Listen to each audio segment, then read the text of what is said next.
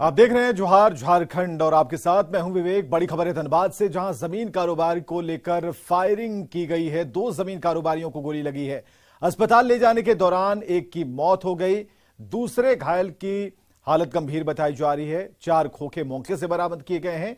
बरवा अड्डा के पांडे बरवा बाईपास की यह घटना है। बड़ी खबर इस वक्त की धनबाद से, जहां जमीन कारोबार को लेकर फायरिंग, 2 जमीन कारोबारी को गोली लगी है। अस्पताल ले जाने के दौरान एक की मौत हो गई है, जबकि दूसरे घायल कारोबारी की हालत गंभीर है।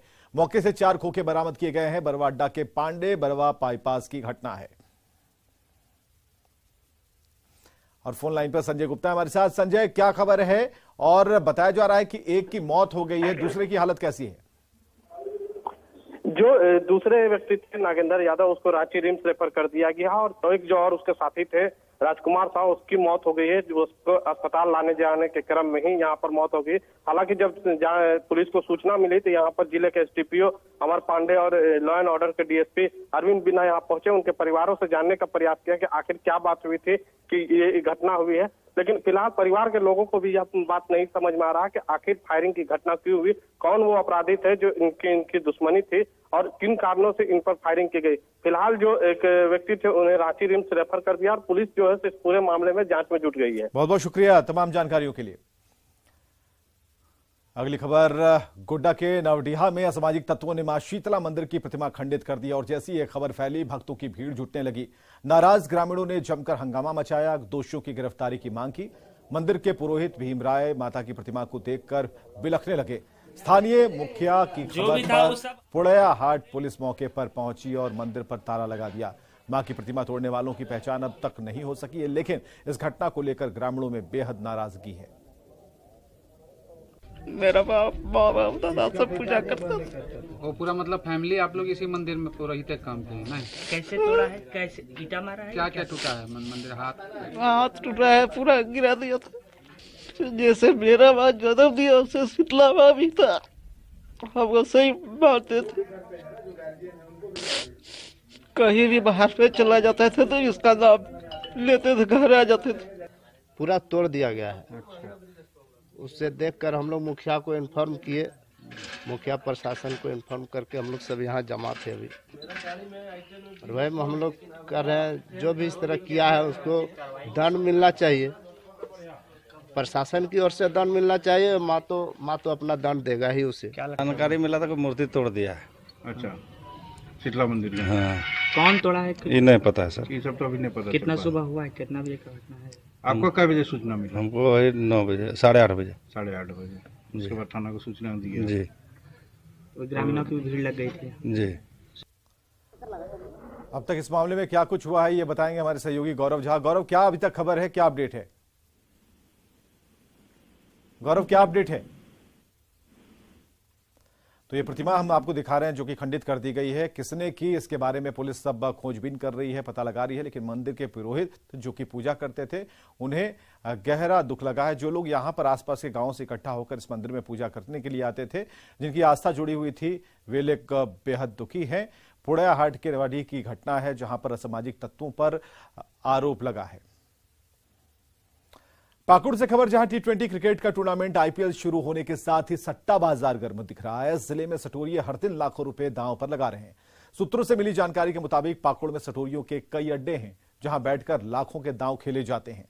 IPL के मैच भले ही रात 11 बजे से पहले खत्म हो जाते हैं, लेकिन सट्टेबाजों का गुणागणित रात भर चलता है। और आपको यह बताएं कि पाकुड़ जैसे छोटे शहरों में भी मोबाइल लैपटॉप की मदद से इंटरनेट के जरिए IPL पर सट्टा लगवाया जा रहा है और ऐसे करीब 50 तरह की ID खोले जाने की जानकारी मिल रही है।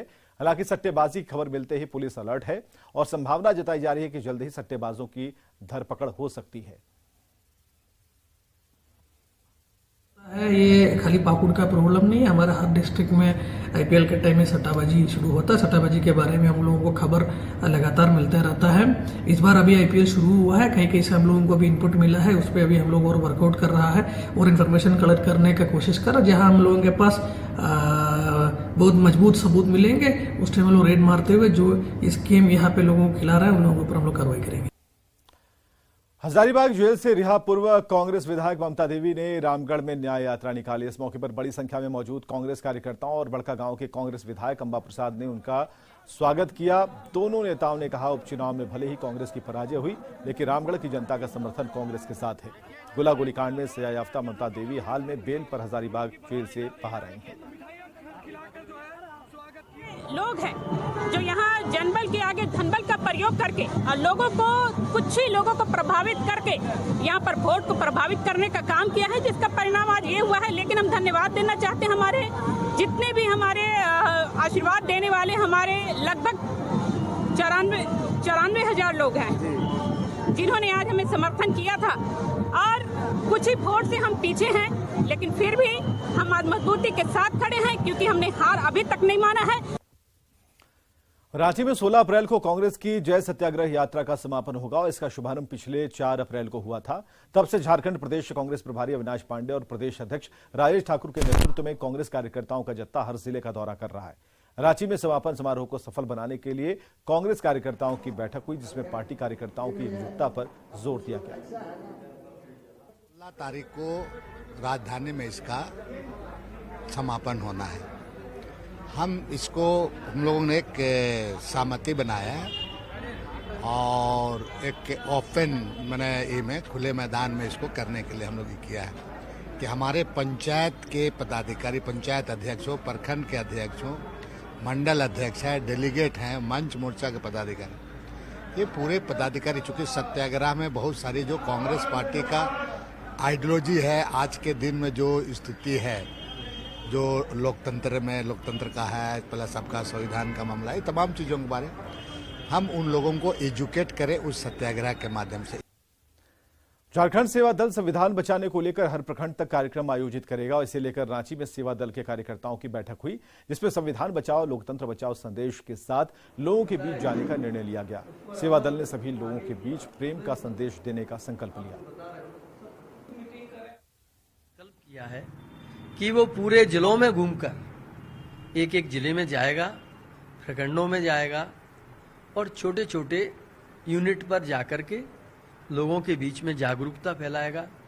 संविधान को बचाने के लिए सेवा दल पूरी तन्मयता से लगा है और आज के बाद सेवा दल का हर सैनिक संविधान बचाओ आंदोलन में, देश बचाओ आंदोलन में, नफरत को रोको आंदोलन में और देश की हर नागरिक को प्रेम के साथ जोड़ने के लिए निकलेगा।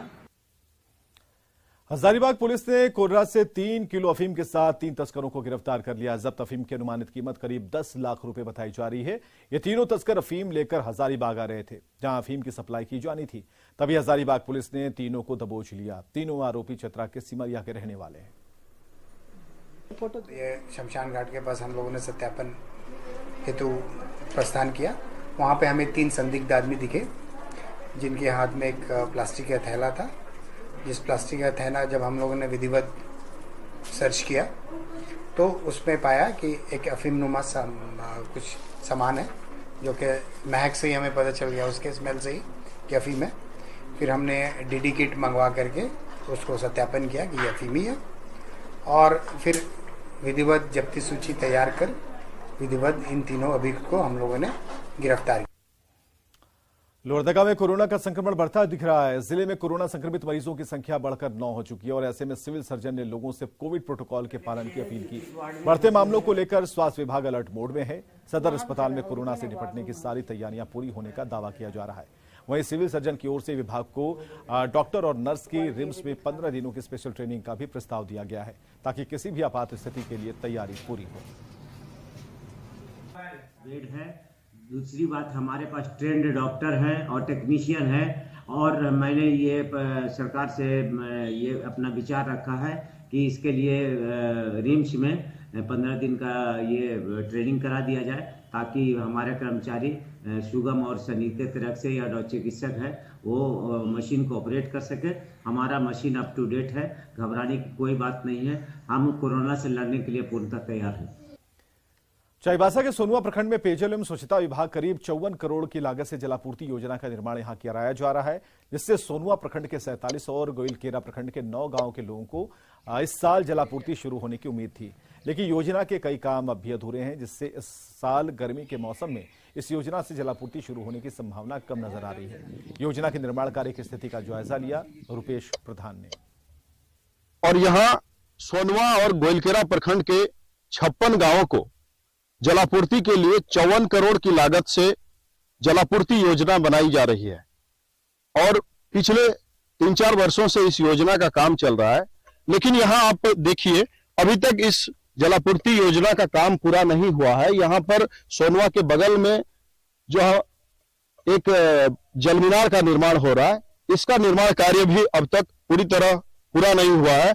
इस वर्ष जलापूर्ति शुरू होने की उम्मीद थी, लेकिन यहाँ काम देखकर नहीं लगता है कि यहाँ जलापूर्ति इस वर्ष शुरू हो पाएगी। का काम कंप्लीट हो चुका है, तो अभी इसका काम अभी वही पेंटिंग बाकी है, फिर प्लास्टर बाकी है। वो हो जाने के बाद पाइपलाइन भी कंप्लीट हो जाने के बाद हो सकता है। पाइपलाइन अभी इसमें नहीं लगा हुआ है। हाँ, खाली नीचे से ऊपर नहीं लगा है, बाद बाकी सब तरफ बिछा दिया गया है। यहाँ तक बिछाया है। वहाँ का तो काम पूरा हुआ है, पानी नहीं आया है। पाइपलाइन वहाँ जल मीनार से कनेक्ट हो गया है। हाँ, पानी नहीं आया है। जो गांव सब में अगल बगल जो गांव का जलापूर्ति वहाँ होने वाला है, उसका कनेक्शन हो गया है। कनेक्शन तो वहाँ बड़ा वाला नीचे जाता है पाइप, वाला पाइप नहीं कनेक्शन हुआ है थी। लेकिन अभी निर्माण कार्य की जो प्रगति है, उससे देखकर ये नहीं लगता है कि अभी इस जलापूर्ति योजना से इस वर्ष जलापूर्ति लोगों के घरों तक हो पाएगी। अब आगे ये देखना है कि विभाग और जो संवेदक कितनी तेजी से इसका काम करते हैं, जिससे जलापूर्ति योजना का लोग लाभ उठा पाएंगे। रुपेश प्रधान, न्यूज 18, चाईबासा। जामताड़ा के नारायणपुर के छाताबाद गांव के लोग विकास से कोसों दूर हैं। गांव तक आने जाने के लिए ना तो सड़क है और ना ही पीने के लिए पानी। वहां एक चापाकल तक नहीं है। लोग नदी में कुआं खोदकर अपनी प्यास बुझाने को मजबूर हैं। गंदा पानी पीकर लोग बीमार हो रहे हैं। वीडियो ने कहा कि इस इलाके में पेयजल की समस्या का पता चला है। पीएचईडी विभाग को जल समस्या दूर कर पेयजल उपलब्ध कराने का निर्देश दिया गया है। का तकलीफ है, नदी से कोड़ के पानी निकालते हैं और जब बरसात दिन आते हैं तब और तकलीफ होता है पानी का। और एक ठो कुआं है, उसमें भी गंदा पानी निकलता है। और क्या बोले कि गांव में चापाकल भी नहीं है हम लोग का। संज्ञान में आया है कि वहाँ जो है पानी की समस्याएं हैं, वहाँ चुआं से पानी पी रहा है। इस संबंध में जो है पीएचडी विभाग को जो है सूचना दिए हैं और बहुत जल्द जो है हम लोग वहाँ के आदमी को जो है पानी उपलब्ध कराएंगे, शुद्ध पानी। हजारीबाग के 2 जागरूक युवकों ने साइबर क्राइम को लेकर कमाल की फिल्म बनाई है। इस फिल्म के जरिए साइबर अपराध से बचने के लिए जागरूकता फैलाने की कोशिश की जा रही है।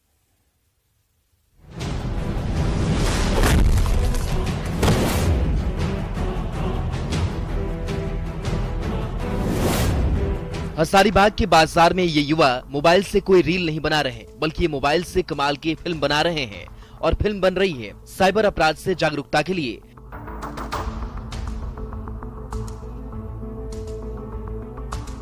दरअसल हजारीबाग के 2 कौसर और फैज ने मोबाइल से करीब 16 मिनट की एक short film cyber crime chase the crook बना दी। हालांकि स्मार्टफोन से एक शॉर्ट फिल्म बनाना किसी चैलेंज से कम नहीं था, लेकिन जब फिल्म सोशल मीडिया पर आई तो हर कोई इनके इस पहल की सराहना कर रहा है। इक्विपमेंट में ज़्यादा कुछ था नहीं हमारे पास, और जो टीम थी, जो जैसे कि मोंटी भाई हैं, तो उनके साथ जो भी जितने लोग थे, हमारे साथ जो थे फैज़ और हर्ष विश्वकर्मा, तो वो हम लोगों के साथ थे। तो चैलेंजेस भी बहुत तरह का आया, जैसे कि फॉर एग्जांपल कि छोटे स्मार्टफोन में लाइटिंग का प्रॉब्लम होता है। वो हम लोग को नेचुरल लाइट में शूट करना था, जब भी शाम हो जा रहा है तो थोड़ा सा नॉइस आता है। तो ये सब बहुत चैलेंजेस भी फेस करना पड़ा।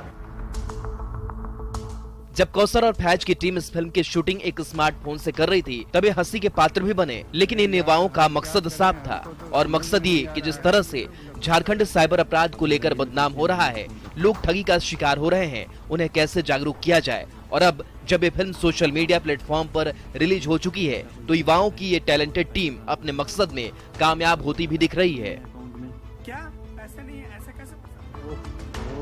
स्टोरी में बेसिकली ये दिखाने का है कि ये जो आज के टाइम में जो डिजिटल इंडिया हो गया है, तो जिसकी वजह से जो बड़े बुजुर्ग लोग हैं उन लोग थोड़ा सा फ्रेंडली नहीं है, जिसके वजह से बहुत सारा जो OTP वगैरह के वजह से फ्रॉड हो जाता है। तो ये दिखाने के लिए कोशिश किया है कि जो भी मतलब कि एक ही उम्र के लोग हैं तो वो जागरूक हो ये सब देख करके कि इससे बचना कैसे है और ये क्या करना है। आज के डिजिटल युग में स्मार्टफोन हर किसी की जरूरत बन गया है। इसी मोबाइल का इस्तेमाल युवा रील्स बनाने में करते हैं और इसी मोबाइल से साइबर ठग लोगों को लूटते हैं। लेकिन जिस तरह से कौसर और फैज ने उसी स्मार्टफोन से एक शॉर्ट फिल्म बनाकर साइबर अपराध के प्रति लोगों को जागरूक करने की कोशिश की है, वो काबिले तारीफ है। न्यूज़ 18 के लिए हजारीबाग से सुशांत सोनी की रिपोर्ट।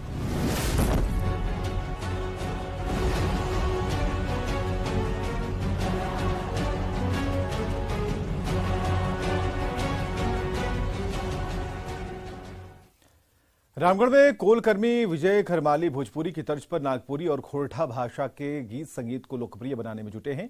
CCL बड़का सयाल एरिया के उरीमारी खदान से सटे भुरकुंडवा टोला में रहते हैं और कोयला खदान में काम करते हुए अब तक लोकप्रिय सिंगिंग टैलेंट हंट शो तक का सफर तय कर चुके हैं। रामगढ़ से अधिक जानकारी दे रहे हैं जावेद खान।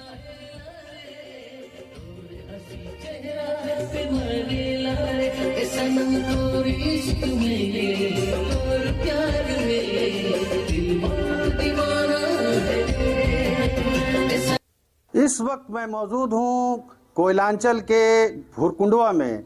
यह आदिवासी बहुल इलाका है, लेकिन यहाँ प्रतिभा की कमी नहीं है। बहुमुखी प्रतिभा के धनी विजय करमाली से मैं बात कराऊंगा।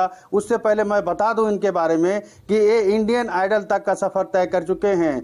कोयला खदान में कोयला काटने वाले विजय करमाली का इंडियन आइडल तक का सफर और अब बेताब दिल नामक एल्बम लेके आए नागपुरी में। ये चाहते हैं कि भोजपुरी और हिंदी सिनेमा के जैसा इनका भी नागपुरी जो है पूरे विश्व के फलक पर छा जाए। सीधे हम बात कराएंगे विजय करमाली से। बताइए कौन सा एल्बम लेके आए हैं और क्या इसके पीछे उद्देश्य है? सबसे पहले जोहार, बेताब दिल नागपुरी सॉन्ग है। अच्छा, RSB सीरीज, मतलब कि ये गाना नागपुरी को प्रमोट करेगा जी। तब क्या चाहते हैं इसके जरिए? मैं चाहता हूं कि जैसे भोजपुरी हिंदी जैसा डेवलप है वैसा हमारा नागपुरी क्षेत्र में भी नागपुरी सॉन्ग बहुत ज्यादा डेवलप करे। अच्छा, वो चाहते हैं कि वो बढ़े। बिल्कुल बिल्कुल, एकदम बहुत निश्चित तौर पर मैं चाहता हूं कि बढ़े हमारा नागपुरी इंडस्ट्रीज बढ़े। तो आप तो इंडियन आइडल तक का सफर तय किए हैं। कोयला खदान से इंडियन आइडल तक का सफर कैसे तय किया आपने? मैंने बहुत ही संघर्ष किया है और अपने घर में आके मैंने छोटा से ही गाने का शौक था और बहुत कड़ी मेहनत के बाद मैंने भी 2010 सीजन में इंडियन आइडल पार्टिसिपेट किया। तीसरा राउंड जाके मैं छट गया। एक गाना गुनगुना दीजिए दर्शकों के लिए। बेताब दिल तो के चाहेला रे, तोर हंसी चेहरा पे मरेला रे, ए सनम तोर इश्क में तोर प्यार में दिल मोर दीवाना है रे, दिल मोर दीवाना है रे।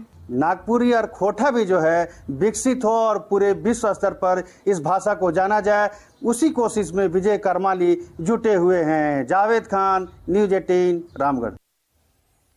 राजधानी रांची में ट्रैफिक जाम एक बड़ी समस्या है। इसे निपटने को लेकर कवायद लगातार खुदी है। कोकर इलाके में भी लगने वाले ट्रैफिक जाम अक्सर लोगों के लिए परेशानी का सबब बनते थे, लेकिन अब इस जाम से लोगों को मुक्ति मिल सकेगी।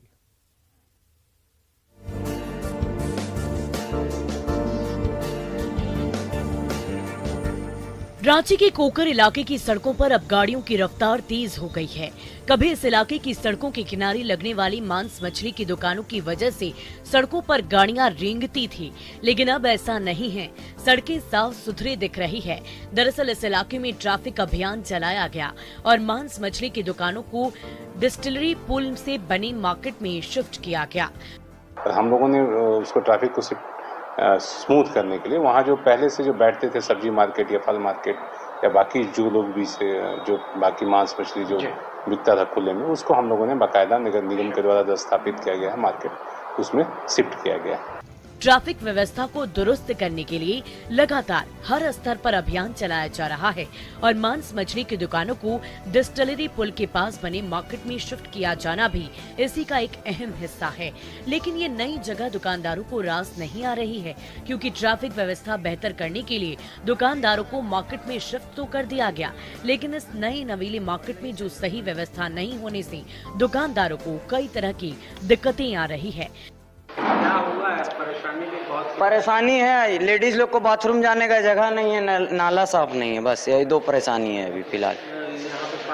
हाँ, पानी जम जा रहा है, रोड में पब्लिक कहाँ चलेगा। यहाँ तो ठीक है, पर सबका सुरक्षा है, वहाँ से यहाँ बचाव तो बहुत है, पर थोड़ा वही की दिक्कत है, जैसे पानी का, नाली का, जैसे पंखा लगा हुआ था तो सब बोलते हैं कि पंखा खोल के चोरी हो गया।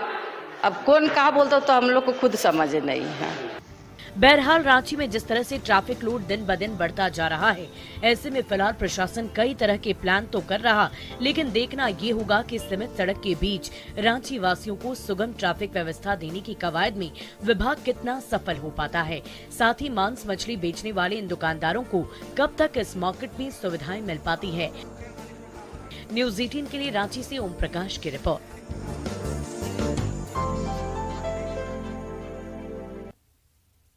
और खबरें लगातार जारी हैं, बने रहिए हमारे साथ।